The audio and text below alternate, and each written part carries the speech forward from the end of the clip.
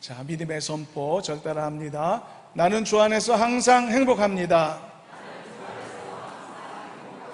나는 주 안에서 반드시 승리합니다. 그렇게 될 줄로 믿습니다. 이번에 도쿄올림픽이 있었죠.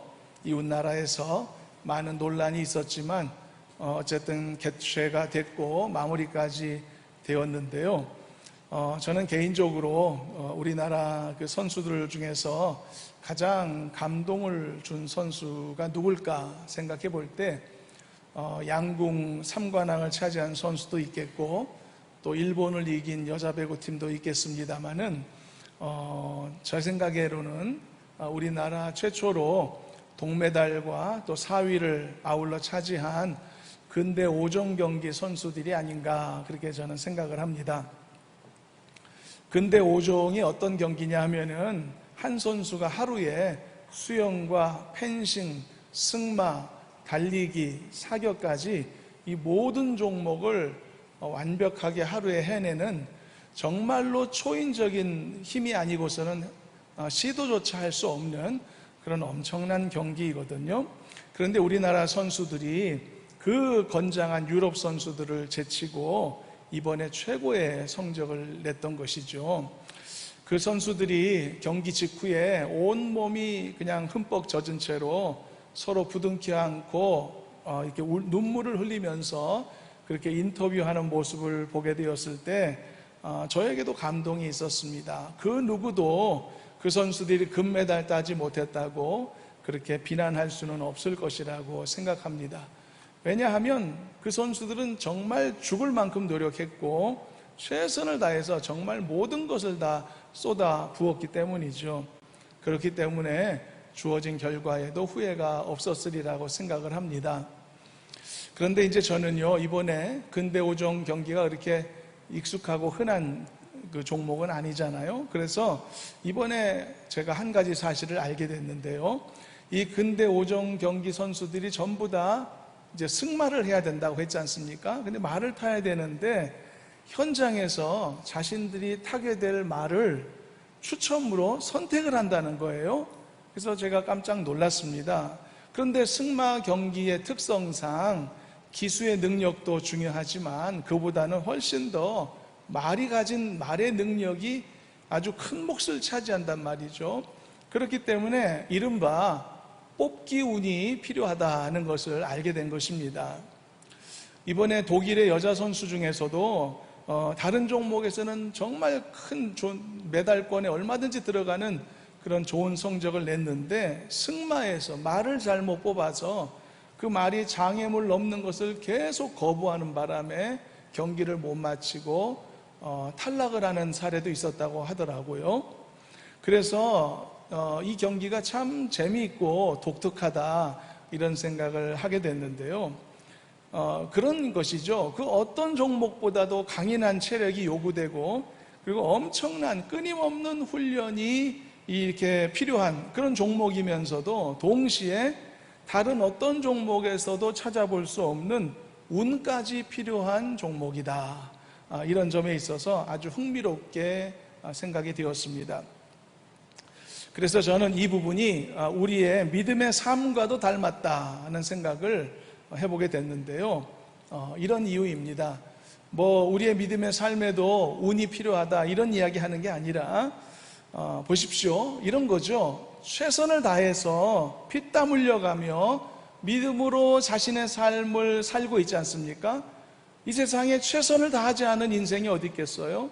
믿음의 삶을 살아가는 성도들도 열심히 믿음으로 살고자 노력하지 않는 사람이 어디 있겠습니까? 그럼에도 불구하고 한편으로는 자신의 능력으로는 넘어설 수 없는 엄청난 장벽들을 반드시 만나게 되더라. 우리의 삶의 경험을 통해 우리는 그 사실을 알고 있지 않습니까? 그런데 그런 인생의 장벽들을 살펴보면 내 능력 바뀔 경우가 많이 있던 것이죠. 내가 컨트롤할 수 없는 영역의 것일 때가 많은 것이죠. 그래서 결과적으로 나는 피땀 흘려 최선을 다하며 살아가지만 동시에 우리는 반드시 하나님 앞에서 자신의 무능함을 자백할 수밖에 없다는 사실. 그래서 나의 그 무능한 부분에 대해서 하나님의 도우심을 구하며 기다려야 하는 우리의 삶의, 믿음의 삶의 패턴과 많이 닮아 있다, 그런 이야기를 하려고 하는 것입니다. 그래서 오늘은 이 주어진 본문 말씀을 통해서 이 주제를 나눠보려고 하는데요. 이 주제를 크게 두 가지 분야로 나누어서 살펴보려고 합니다. 첫 번째 분야는요, 오늘 본문에서 직접적으로 다루고 있는 것처럼 죄의 문제입니다. 이 죄의 문제는 정말 내 능력 밖으로 벗어나는 때가 많이 있거든요. 그리고 두 번째 분야는요, 내 인생의 장벽의 문제입니다. 나의 삶에서 때때로 만나게 되는 인생의 그 문제들, 그 장벽들 중에도 내 능력의 한계치를 넘어서는 일들이 굉장히 많이 생긴단 말이죠. 그래서 이렇게 내 힘만으로는 안 되는, 아무리 노력하고 애써도 되지 않는 이런 문제들을 어떻게 다루어야 하는가, 그리고 어떻게 하나님의 도우심을 구해야 하는지 오늘 말씀을 통해 깊이 깨닫고 도전받는 그런 시간이 되기를 바라는 마음으로 오늘 말씀을 함께 살펴보려고 합니다. 여러분, 이 세상에는요, 내가 할 수 있는 일과 내가 할 수 없는 일이 분명히 있습니다. 뭐 다 잘할 수 있다면 좋겠지만 그런 사람은 세상에 존재하지 않고요, 그런 캐릭터는 영화에나 가능한 그런 캐릭터죠. 여러분, 사기캐라는 말 들어보셨습니까? 좀 꼰대가 되지 않으려면 이런 말도 좀 알고 있어야 되는데요. 여러분, 이런 사기적인 캐릭터는 이 세상에 존재하지 않습니다. 그러므로 사람은 할 수 있는 일이 있고 할 수 없는 영역들이 분명히 존재하기 때문에 할 수 있는 일과 또는 할 수 없는 일에 대해서는 분명한 태도의 차이를 보여야만 하는 것입니다. 그럼 어떤 태도의 차이를 보여야만 하는 것일까요? 예를 들어서 할 수 없는 일에 대해서는 할 수 있다 말해서는 안 되는 것입니다. 그리고 반대로 할 수 있는 일에 대해서는 나 할 수 없다 말해서도 안 되는 것이겠죠. 그러므로 내가 할 수 있는 일은 당연히 해야만 하는 것입니다. 그러나 내가 할 수 없는 일이 있다면 내가 할 수 없다는 사실을 분명히 시인할 필요도 있다는 것이죠. 이것은 여러분, 못 오를 나무 쳐다보지도 말아라 이런 얘기하는 것이 아닙니다. 되지도 못할 것 시도하지도 말라는 이야기가 아니라 할 수 없으니 포기하라는 이야기도 아니고, 오히려 이건 정반대입니다. 그것을 반드시 해내야 할 것을 알기 때문에 그것을 해낼 수 있는 지혜로운 길을 찾아라, 이런 도전을 지금 말씀하는 것입니다. 그 지혜로운 길이란 뭐겠습니까? 내가 결국은 해낼 수 없고 내가 결국은 감당할 수 없는 그 인생의 커다란 문제에 붙들려 있지 말고 그것을 하나님께 맡기는 자세를 가지라는 것입니다. 그것을 해주실 수 있는 분에게 맡길 수 있는 지혜를 가져라는 이야기를 하는 것입니다. 그 첫 번째 문제가 나의 죄의 문제라는 것이고, 그 두 번째 문제가 내가 감당할 수 없는 인생의 장벽의 문제라는 이야기를 하는 것입니다. 여러분, 죄의 문제가 왜 스스로 해결할 수 없는 어려운 문제일까요? 우리는 다 알고 있습니다. 그것이 내가 컨트롤하기 어렵다는 것을. 오늘 본문을 기록한 바울도요, 본문 전에 있는 7장 말씀을 통해서 자신을 죄인 중에 괴수다라고 그렇게 자백한 일이 있었습니다. 그러면서 그 죄 앞에 너무나도 무기력한 자기 자신을 시인하고 고백하게 되었었죠. 그런데 여러분, 이게 굉장히 중요한 태도입니다. 여러분, 왜 이게 중요한 태도인가를 한번 보십시오. 여러분, 물에 빠진 사람이 있는데 그 물에 빠진 사람은 결코 자신을 스스로 구원해낼 수 없죠. 당연한 이치입니다. 스스로 구해낼 수 있는 능력이 있다면 애초부터 물에 빠지지도 않았을 거예요. 그러므로 자신의 힘으로는 절대로 그 물에서 나올 수 없는 사람, 그게 물에 빠진 사람입니다. 그렇다면 어떻게 해야 되죠? 물에 빠졌으니까 그냥 죽으라는 걸까요? 그건 아니죠. 어차피 내 힘으로 안 된다고 해서 허우적대지 말라는 이야기도 아니고 가만히 있으라는 것도 아니고, 그렇습니다. 필사적으로 헤엄을 쳐보든지 발버둥을 치든지 빠져나올 수 있도록 죽을 힘을 다해야 되는 그런 노력은 분명히 있어야 되겠죠. 그러나 동시에 한 가지를 반드시 알아야 된다는 겁니다. 내 힘만으로는 이곳에서 빠져나올 수 없다는 것을, 이 엄연한 현실을 바라보라는 것입니다. 바로 이것이 인간이 결코 스스로 해결할 수 없는 죄라는 이 문제 앞에 선 우리들의 모습이어야 한다, 그런 말씀인 것이죠. 그러므로 여러분, 죄 문제를 해결하기 위한 가장 첫 번째 단추는 바로 우리 자신이 죄의 문제에 빠져 있다는 것을 시인하는 것이고, 그리고 결국 둘째, 우리는 결코 이 문제를 스스로 해결할 수 없다는 것을 인정하는 것입니다. 이게 가장 중요한 첫 단추인 것이죠. 어떤 왕이 이렇게 말했다고 합니다. 나는 나라를 다 통치할 수는 있어도 내 마음 하나는 다스릴 수 없다라고 말했다는데, 그 말만큼은 지혜로운 말이라고 생각합니다. 내가 할 수 없음을 시인하는 것은 여러분, 좀 생각을 바꿔야 됩니다. 이건 찌질해 보이는 것도 아니고 무능해 보이는 것도 아니고 자존심에 상처를 입는 일도 아님을 알았으면 좋겠습니다. 오히려 그럼으로써 그 문제를 해결할 수 있는 실마리를 찾는 시작점이 될 수 있다라고 하는 사실, 그래서 그것이 지혜로운 태도라고 말씀하는 것입니다. 로마서 7장에서도 사도 바울이 이 두 가지를 깨닫는 과정이 있었음을 볼 수 있는데요, 바로 자기 자신의 사례를 예로 들며 이런 말씀을 남겼는데, 로마서 7장 중에 19절 한번 읽어보시도록 하겠습니다. 그가 어떤 고민을 가졌었는지 함께 읽어봅니다. 내가 원하는 바 선은 행하지 아니하고 도리어 원하지 아니하는 바 악을 행하는도다. 내 마음속에 이 자리 잡고 있는 두 가지의 상반된 감정, 이것의 싸움에 대해서 바울은 인지하며 고백하고 있는 상황이죠. 또 로마서 7장 21절에서 바울은 또 이렇게 덧붙이고 있는데요, 함께 한번 읽어보도록 합니다. 그러므로 내가 한 법을 깨달았노니 곧 선을 행하기 원하는 나에게 악이 함께 있는 것이로다. 참 난감한 상황인 것이죠. 나는 착하게 살고 싶단 말입니다. 나는 이렇게 살고 싶지 않다는 거죠. 내 마음은 간절하죠. 그런데 내 몸은 내 마음을 따라오지 못한다는 것이죠. 이런 자기 모순적 상황에 깊이 빠져서 한탄하며 고심하고 있는 사도 바울의 자기 고백을 우리가 지금 읽고 있는 것이죠. 그러니까 내 힘으로 안 되는 불가항력의 영역이 있다, 그렇게 고백한 것입니다. 그 불가항력의 영역이 무엇이냐? 죄를 짓고 싶은 욕망이라는 것이죠. 마음대로 안 된다는 거죠. 육신은 원인데 마음이 약하다는 거죠. 이러면 안 되는데 하면서도 몸이 그 죄에서 빠져나오질 못하는 거죠. 그러면서 바울은 스스로 풀 수 없는 문제를 가진 자의 심각한 고통에 대해 이렇게까지 말하게 됩니다. 로마서 7장 중에 24절도 한번 읽어보시겠습니다.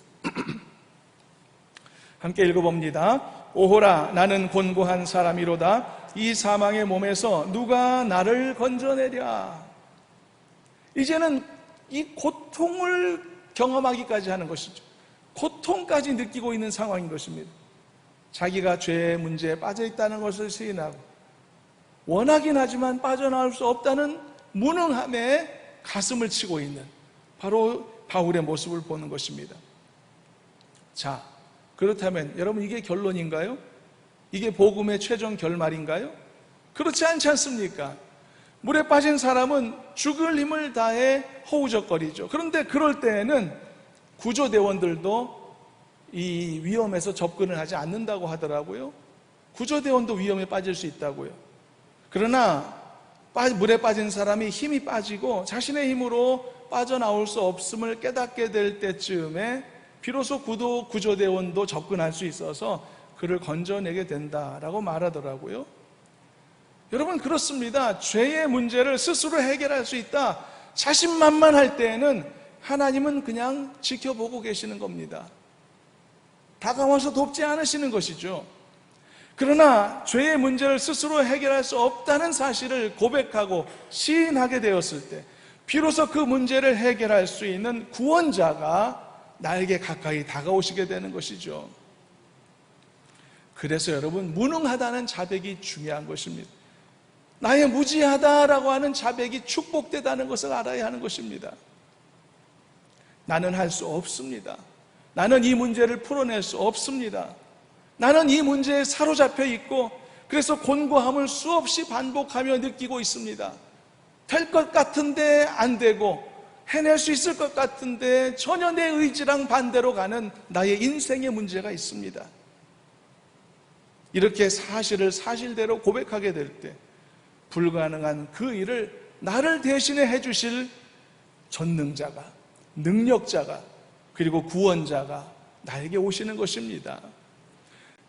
사랑하는 여러분, 저는 여러분 모두가, 그리고 여러분들 주변에 가정에 믿지 않는 모든 형제와 친지와 가족들이 바로 이 전능자, 그리고 이 능력자, 이 구원자이신 하나님을 결국은 인격적으로 만나는 은혜가 있기를 주님의 이름으로 소망합니다. 그래서 여러분, 그래서 자백이 중요한 것입니다. 그래서 나의 무지함과 무능함을 인식하고 고백함이 중요한 것입니다. 그것이 구원의 첫 발걸음입니다. 그것이 회복의 첫 발걸음인 것이죠. 우리 모두의 삶에도 이런 은혜가 있기를 저는 소망합니다. 그리고 또 한 가지가 있습니다. 사실 본문을 시작하고 있는 1절을 보면은요, 바로 앞에 있는 7장의 내용과는 상반된 내용을 전하고 있습니다. 방금 7장에서 우리가 본 대로 바울은요, 절망적인 상황을 말했거든요. 그리고 자기가 죄악의 문제에 빠져 있다는 사실을 고백했거든요. 그리고 그 곤고함으로 괴로워하는 자신의 모습을 거짓없이 보여줬단 말이죠. 누가 이 사망의 몸에서 나를 건져낼까? 괴롭다, 괴롭다 말했단 말이죠. 그런데 갑자기 8장 1절 말씀부터는 메시지의 내용이 달라집니다. 그러므로 예수 그리스도 안에 있는 자에게는 결코 정죄함이 없느니라 라고 말한단 말이죠. 어떻게 갑자기 이런 반전이 가능할 수 있었을까? 내가 할 수 없다며 고백하며 괴로워하기까지 했던 이 상황에서 어떻게 이렇게 반전이 이루어졌을까? 그 정답을 알 수 있는 내용이 오늘 본문 중에 있죠. 그래서 본문 1절과 2절을 다시 한번 읽어보시겠습니다. 어떤 반전이 주어지게 되는지 함께 읽어봅니다. 그러므로 이제 그리스도 예수 안에 있는 자에게는 결코 정죄함이 없나니 이는 그리스도 예수 안에 있는 생명의 성령의 법이 죄와 사망의 법에서 너를 해방하였음이니라. 여러분, 그렇습니다. 처음에 나는 죄와 사망의 법에 사로잡힌 자였다는 것이죠. 죄를 지어서 감옥에 갇힌 자가 스스로의 힘으로 감옥에서 탈출할 수 없는 것처럼 말이죠. 죄와 사망의 법이라는 감옥에 갇혔단 말이죠. 나는 그 자신을 감옥에서 빼낼 수 있는 능력이 없단 말이죠. 셀프 가석방이 불가능하다는 뜻입니다. 며칠 전에 삼성그룹 회장님이 가석방 받지 않습니까? 이런저런 논란도 많지만 어쨌든지 그가 감옥에서 나올 수 있었던 것은 가석방위원회에서 그렇게 결정했기 때문이겠죠. 아무리 대재벌이라도 자기가 자신의 가석방을 결정하지는 못했을 것이라 생각합니다. 그런데 보십시오. 내가 할 수 없는 이 일을 대신해 주시는 한 능력이 나타난다는 것이죠. 그것이 바로 예수 그리스도 안에 있는 생명의 성령의 법이라고 말씀하는 것입니다. 이 생명의 성령의 법이 죄와 사망의 법이라고 이름하는 감옥에 갇혀 있는 나를 해방시켜 준다는 것입니다. 내가 내 발로 걸어 나오지 않았다는 것이 주요한 포인트입니다. 내가 나를 해방시키지 못했다는 것이 중요한 포인트입니다. 내 능력 밖에 어떤 존재가 나를 그 감옥에서 끄집어냈다는 것이 포인트입니다. 이 사실을 기억해야만 할 줄로 믿습니다. 나는 할 수 없는 일이었죠. 그러나 하나님은 하실 수 있으셨던 것입니다. 그래서 오늘 본문에서 사도 바울이 말하는 것이죠. 하나님은 하시나니 누구도 할 수 없으나 하나님은 하신다라고 말입니다. 믿으시기를 축원합니다. 나를 죄에서 자유케 하는 일도 나는 할 수 없으나 하나님은 하시는 것입니다. 나의 인생의 장벽에 넘어질 수밖에 없지만 그 불가항력적인 인생의 어려움도 하나님이 해주시는 것입니다. 하나님이 인도해 주시면 벗어날 수 있고 넘어갈 수 있고 해결할 수 있는 것이죠. 그래서 이게 복음입니다. 이게 은혜인 것이죠. 내가 할 수 없는 일을 대신 해주시는 복을 받는 게 이게 복음인 것이죠. 끝까지 범죄한 나를 위해 법정에서 변호인이 되어주시겠다는 뜻이죠. 어느 날 왕이 어떤 남자를 왕궁으로 불러들였습니다. 명령을 내렸는데 왕의 명령을 받은 이 남자는 도대체 왜 불렀을까 궁금해해서 오히려 두려운 마음이 들었습니다. 나한테 잘못이 있는 것 아닌가 이런 두려움이 있었는데요. 오히려 무거운 짐이 되었던 것이죠. 요즘 대선 시즌 아닙니까? 그래서 여러 대선 후보들이 등장하고 있는데 그 모든 후보들이 이제 다 혹독한 검증의 과정을 거치게 되지 않겠습니까? 그러면서 아마 자신들의 그 치부들이 드러나는 것에 대한 두려움들을 다 갖고 있을 것이라는 생각이 드는데요. 하지만 자이든지 차이든 타이든지 간에 나라를 위해 부름받은 대선 후보가 되었다는 것은 굉장한 영광스러운 일이라고 생각이 들긴 합니다만, 그러나 한편으로는 두려움도 있을 것입니다. 자신의 삶의 모든 것이 다 오픈된다는 것이 그렇게 자랑스럽지만은 않은 부분들이 많이 있을 테니까 말이죠. 고위공직자 후보들에게 이루어지는 인사청문회 제도가 모든 사람들에게 공포의 대상이 되기도 한다고 하지 않습니까? 자리는 탐나는데 그 자리에 가기까지 청문회도 하고 내 인생을 다 보여줘야 된다는 것이 부담스러워서 거절하는 사람도 많다는 거죠. 이 남자가 그런 두려움을 가진 것입니다. 왕이 왜 날 불렀을까? 내 속속들이 내 안에 잘못을 다 드러내야 되지는 않을까? 걱정스러웠던 거죠. 그래서 이 남자는 친구와 같이 가기로 결정을 합니다. 그래서 평소에 친했던 친구가 3명이 있었는데 첫 번째 친구에게 찾아갔는데 단호히 거절합니다. 나는 같이 가줄 수 없어. 실망하고 두 번째 친구에게 찾아갔더니 두 번째 친구는 내가 왕궁 입구까지만 가줄게. 그 다음부터는 네가 알아서 해 라고 말합니다. 세 번째 친구에게 찾아갔더니 이 세 번째 친구는 별로 평소에 친하지도 않았고 가끔씩 필요할 때만 몇 번씩 만나던 친구였는데 의외로 이 세 번째 친구가 끝까지 가주겠다고 동의한 것입니다. 그러면서 내가 왕한테 말씀도 잘 드려서 네가 참 좋은 사람이라는 것을 말해줄 수 있어 라고까지 말하는 거예요. 여기서 첫 번째 친구는 돈과 재산이라고 말합니다. 죽을 때는 고스란히 남겨두고 가는 것이죠. 사람들이 가장 좋아하고 집착하는 것들 중에 하나지만 정작 가장 어렵고 절박할 때 그 어떤 도움도 제공하지 못하는 것이죠. 두 번째 친구는 세상에서 내가 제일 사랑하고 의지하던 여러 사람들이라고 말합니다. 사람들은 한평생 주변 사람들과 어울리며 그리고 힘과 또 이렇게 위로를 주고받으며 살게 되죠. 그게 인생이죠. 때로는 관계 속에 어려움도 있고 갈등도 있겠지만 관계에서 오는 위로가 너무나 크기 때문에 함께 어우러져 살아가는 것 아닙니까? 맞습니다. 사랑하는 사람들이 많고 의지할 사람들이 많은 것은 좋은 일이지만 그러나 이 친구도 역시 결국은 왕 앞에까지 함께 가줄 수는 없는 존재들이라는 것이죠. 그러나 세 번째 친구는 달랐습니다. 아무도 왕 앞에 그 남자를 함께 데려가 줄 수 없었으나 그러나 그 친구만은 그 일을 해줬던 것이죠. 그가 바로 예수 그리스도이시다라는 것입니다. 그래서 우리는 할 수 없는 그 일을 하나님이 하실 수 있다라고 말하는 것입니다. 하나님은 하실 수 있는 줄로 믿으시길 바랍니다. 하나님은 하실 수 있는 줄로 고백하시길 바랍니다.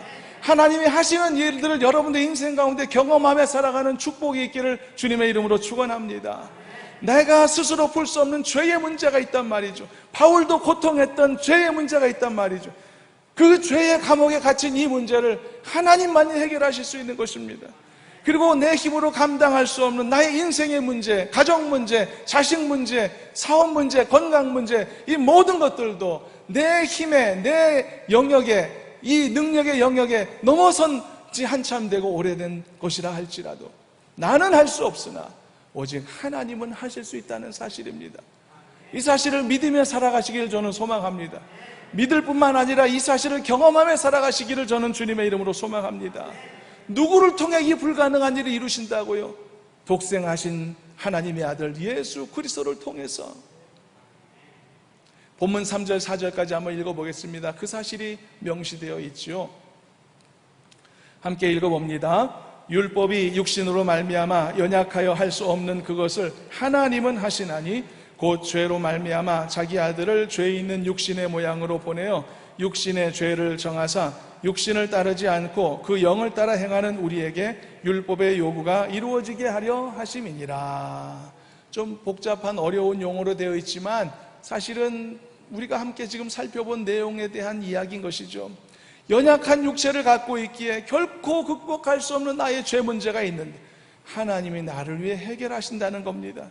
그 방법이 어떤 것이었냐? 죄 없으신 하나님의 아들 예수님을 죄가 있는 육신의 모양으로 이 세상에 보내신다는 것이죠. 그래서 내가 결코 상대할 수 없고 이길 수 없는 그 죄를 대신 이기고 굴복해 주신다는 것이죠. 그래서 결코 율법의 요구를 충족할 수 없는 나 자신을 대신하여 예수님이 직접 그 율법의 요구를 충족시켜 주신다는 것이죠. 그래서 나를 대신하신 이 예수님을 누구라도 자기의 마음에 영접하는 사람이 있다면 그는 바로 이 죄의 사슬에서 해방될 수 있다라고 말씀하는 것입니다. 이게 복음인 것이죠. 물에 빠진 사람이 자신을 구해낼 수 없는 것처럼 죄 짓고 스스로 감옥행을 자처한 사람이 어떻게 자신의 의지로 감옥에서 나오겠습니까만, 그러나 이걸 가능하게 해주시는 하나님의 은혜가 주어진다는 것이죠. 이게 복음입니다. 그래서 이 복음이 은혜라고 말하는 것입니다. 내가 할 수 없는 것을 하게 해주셨으니까요. 내가 가질 수 없는 것을 갖게 해주셨으니까요.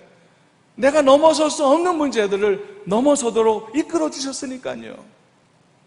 그러니 여러분, 왜 이것을 대신해 주시는 예수님을 영접하지 않을 수 있겠습니까?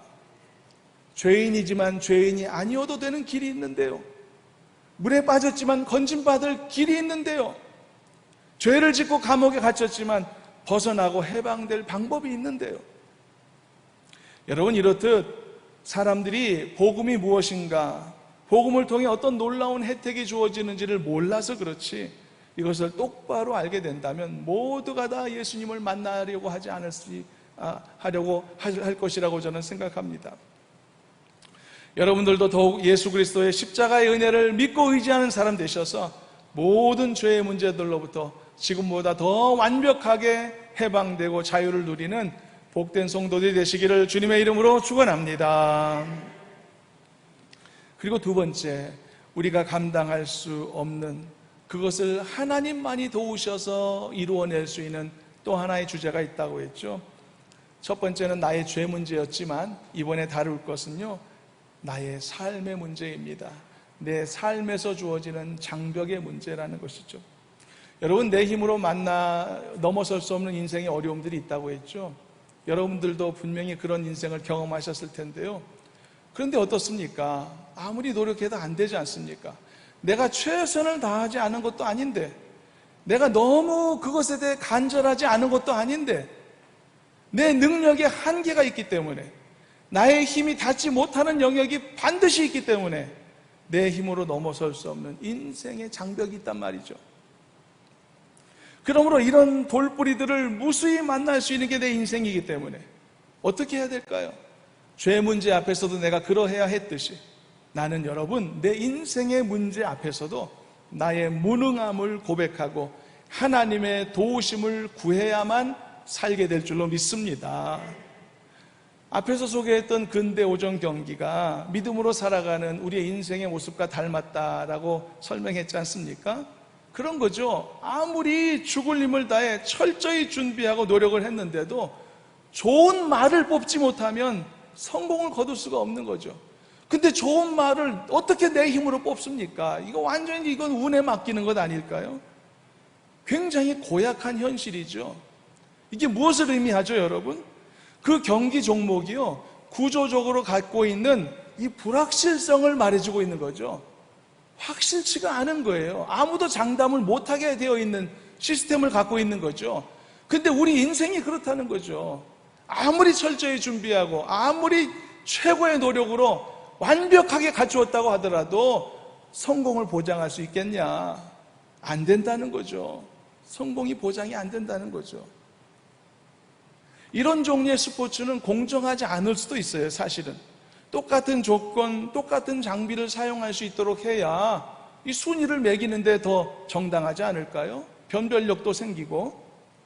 그런데 그게 인생이라는 거죠. 아이러니한 것은 많은 불확실성을 갖고 있는 우리의 인생의 모습과 닮아 있다는 것이죠. 왜 우리가 최선을 다했는데도 성공을 자신할 수 없을까? 다시 말씀하지만 내 인생에도 불확실성의 영역이 존재하기 때문입니다. 여러분, 우리나라에 얼마나 노래 잘하는 가수 지망생들이 많이 있겠습니까만, 그러나 기회를 얻은 극소수만이 스타가 되는 것 아닐까요? 그래서 여러분, 인생의 성공이 노력순이 아닌 것처럼 보이거든요. 심지어 신앙의 성공 또한 간절함의 순서가 아닌 것처럼 보일 때도 있단 말이죠. 물론 여러분, 인생의 성공과 신앙의 성공에 그래서 노력도 필요 없다고, 그래서 간절함도 필요 없다는 건 아니라는 말입니다. 나의 노력이나 나의 간절함으로도 결코 접근할 수 없는 불확실성의 영역이 있다는 사실만큼은 인정하면서 살아라는 것입니다. 그런데 왜 이것을 인정하는 것이 중요한가? 이 내 인생에, 심지어 내 삶에, 내 믿음에도 불확실성의 영역이 존재한다는 것을 깨닫는 것은 그리스도인들에게 엄청난 지혜를 가져다 주기 때문입니다. 엄청난 축복이 되기 때문입니다. 왜냐하면 여러분, 이 지혜를 얻은 사람만이 비로소 하나님을 찾게 되어 있기 때문이죠. 비로소 나를 도와주세요라고 매달릴 수 있는 사람이 되기 때문인 것입니다. 이런 불확실성이 존재한다는 것을 깨닫지 못하거나 아니면 이런 불확실성의 존재 자체를 아예 부인하는 사람들은 교만할 수밖에 없는 것입니다. 아직까지 당당할 수밖에 없는 것입니다. 전형적인 세상 사람들의 모습과 같은 것이죠. 그러나 그들은 언젠가는 실패할 수밖에 없고 꺾어질 수밖에 없는, 시간 문제일 수밖에 없는 그런 미성숙의 모습을 가진 것에 불과하다는 이야기입니다.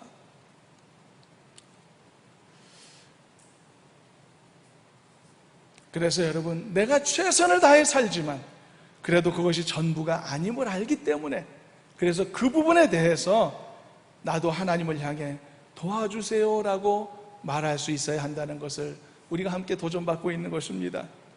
여러분, 쉽게 말하면 인생은 실력순도 아니고 성적순도 아니라는 것을 아시지 않습니까? 그렇다고 해서 성적을 무시하고 실력도 아무 필요 없다고 말하는 것은 아니죠. 그러나 인생의 성패가 실력 순서로만 되어지는 것이 아님을 깨닫게 될 때, 그는 비로소 자기 인생 앞에 겸허해지게 되고요, 비로소 진심을 다해서 아무리 작은 것이라고 할지라도 하나님께 기도하게 되어 있는 것입니다. 도와주시라고 매달리게 되어 있는 것이죠. 왜냐하면 나는 할 수 없지만 바울이 오늘 본문에서 고백했듯이 하나님은 하실 수 있기 때문이죠. 이게 우리의 신앙의 결론이어야 하지 않을까요? 이게 우리의 삶의 결론이어야 되지 않겠습니까? 저는 여러분 모두가 바로 이런 지혜로운 고백자들이 되실 수 있기를 간절히 소망합니다. 이 고백은 자존심 상하는 것 아닙니다. 기분 나쁜 것도 아닙니다. 엄연한 현실이기도 하고 또한 나의 인생의 궁극적인 성공을 이루는 길이기도 한 것이죠. 그리고 또 한 가지가 있습니다. 이것은 하나님이 나를 통해 큰 영광을 받으시는 길이기도 한 것입니다. 나는 할 수 없으나 오직 하나님만이 하십니다 라고 고백하고 나아가게 될 때 그로 인한 결과물은요, 고스란히 하나님께만 영광되게 되어 있는 것입니다. 여러분, 베드로가 성전 미문에 앉아있는 병자에게 뭐라고 말했죠? 은과 금은 나에게 없거니와 나에게 있는 것을 너에게 주노니 나사렛 예수 그리스도의 이름으로 일어나 걸으라 라고 말했죠. 베드로가 두 가지를 고백했어요. 난 가진 것 없어 라고 고백했어요. 나는 아무것도 줄 게 없네. 그런데 그렇게 선언했을 때, 예수 그리스도의 이름으로 병자에게 선포했을 때 기적이 일어났던 그 결과는 고스란히 하나님께 영광되었던 것입니다. 베드로가 영광 차지한 게 아니라 하나님은 여러분들을 통해서도 이렇게 영광받기를 원하신다는 것을 잊지 마시기를 바랍니다. 그래서 나는 할 수 없습니다라는 고백을 듣기를 원하시는 것입니다. 베드로도 가진 것 없다라고 고백했던 것처럼, 그리고 아울러서 하나님은 하실 수 있습니다라는 고백을 나로부터 듣기를 원하시는 것입니다. 예수님의 이름으로 일어나 걸으라 말했던 베드로처럼 말이죠. 그럴 때에 정말 미천한 나 같은 작은 인생을 통해서도 하나님께서 내가 할 수 없는 기적을 베풀어 주시는 것이고, 그것을 통해 나는 인생의 승리를 경험할 뿐 아니라 하나님께는 영광이 돌려진다는 사실이죠. 여러분, 이런 인생 살아야 되지 않겠습니까? 이런 믿음의 삶 살아야 되지 않겠습니까? 오늘은 일제로부터 독립을 쟁취한 이 날을 기념하는 광복절 아닙니까? 근데 이 광복절도요, 생각해 보면 참 놀랍습니다. 왜냐하면 우리의 힘으로 쟁취한 독립이 아니라서 놀라운 것입니다. 물론 애초부터 스스로도 우리가 식민지 되려고 했던 것도 아니었지만, 우리가 독립을 얻게 된 것도 우리의 힘으로 쟁취한 것이 아니라는 이 사실은요, 오히려 이 모든 전체가 고스란히 하나님의 은혜일 뿐이라는 사실을 우리에게 알려주는 강력한 메시지가 아닐까 생각합니다. 여러분, 우리가 돌아보면 다 똑같습니다. 내 인생도 돌아보면 그렇고 우리나라의 역사도 돌아보면 그렇습니다. 도대체 사람의 힘으로 해서 오늘까지 이른 게 아닌 것이죠. 사람의 힘으로, 국민들의 힘으로, 무슨 통치자들의 힘과 권력으로 할 수 없었던 일들이 이루어졌기 때문에 하나님의 무수한 은혜의 결과로서 오늘날 내 인생도 있는 것이고, 오늘날 우리 교회도 있는 것이고, 오늘날 우리나라도 존재할 수 있었던 것입니다. 그래서 여러분, 우리가 눈을 떠서 우리의 삶을 바라볼 수 있어야 되는 것입니다. 그리고 내 힘으로 할 수 없는 사실, 그런 영역들을 빨리 찾아내고 고백할 수 있어야 되는 것입니다. 그래야 그것을 하나님 앞에 맡길 수 있을 것이기 때문이죠. 그래야 도우심을 받을 수 있을 것이기 때문이죠. 말씀을 맺겠습니다. 내가 나의 무능함을 고백하면 고백할수록 하나님이 받으실 영광의 몫이 커진다는 이 너무나 단순한 수학적 개념을 잊지 말고 살아가시기를 주님의 이름으로 당부드립니다. 그러므로 오늘 본문의 말씀에서처럼 나의 죄 문제에 대해서도, 그리고 나의 삶의 문제에 대해서도 나는 할 수 없지만 하나님은 하실 수 있습니다. 힘있게 고백하며 살아가시기를 바랍니다. 그럴 때 하나님께서 여러분들을 첫째, 죄의 굴레로부터 해방시켜 주실 것이고, 둘째, 삶에서 내가 해낼 수 없는 많은 수 없는 장벽들을 무너뜨려 주셔서 걸어가게 만들어 주실 것이고, 세 번째, 나의 이런 믿음의 삶의 고백과 영광스러운 삶의 결과들을 통해 하나님께 영광이 돌려지게 될 줄로 믿습니다. 이런 은혜를 경험하시고 이런 하나님의 은총 속에 평생 감격하며 살아가는 복된 성도들이 되시기를 주님의 이름으로 축원합니다. 기도하겠습니다. 사랑의 하나님 아버지, 저희들을 불러주셔서 오늘로 예배로 이끌어 주신 것 감사합니다. 하나님 아버지, 우리의 무능함과 연약함을 속히 깨닫고 고백하게 하여 주시고, 내가 할 수 없는 일들을 하나님이 하실 수 있음을 믿음으로 선포케 하시며, 믿음의 선포의 아름다운 열매들을 우리 삶 가운데 누리도록 도와주시옵소서. 예수님의 이름으로 간절히 기도하옵나이다. 아멘.